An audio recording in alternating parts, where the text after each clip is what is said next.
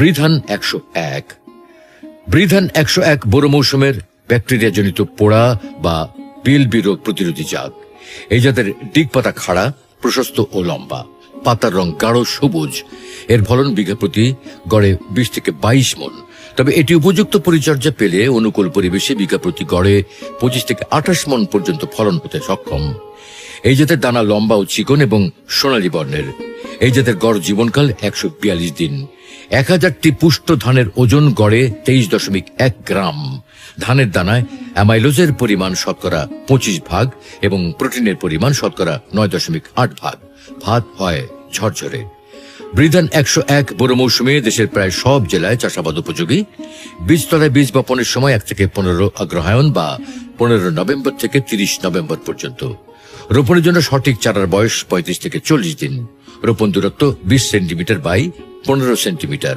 গোছা প্রতি চারার সংখ্যা 2 থেকে 3টি দেওয়া উত্তম। বৃধান 101 চাষে বিঘা প্রতি 35 KG urea, 13 KG TSP, 16 KG MOP ও 15 কেজি জিপসাম প্রয়োগ করতে হবে। সর্বশেষ জমি চাষের সময় সবটুকু টিএসপি, অর্ধেক এমওপি, জিপসাম এবং জিঙ্ক সালফেট প্রয়োগ করা উচিত। বাকি অর্ধেক এমওপি দ্বিতীয় কিস্তিতে ইউরিয়ার সাথে দিতে হবে। ইউরিয়া সমান 3 কিস্তিতে, যথা রোপণের 10 থেকে 15 দিন পর প্রথম কিস্তি, 25 থেকে 30 দিন পর দ্বিতীয় কিস্তি এবং 40 থেকে 45 দিন পর তৃতীয় কিস্তি প্রয়োগ করতে হবে। জিঙ্কের অভাব পরিলক্ষিত হলে জিঙ্ক সালফেট এবং সালফারের অভাব পরিলক্ষিত হলে জিপসাম ইউরিয়ার মতো উপরি প্রয়োগ করতে হবে। বৃধান 101-এ রোগবালাই ও পোকামাকড়ের আক্রমণ প্রচলিত জাতের তুলনায় অনেক কম।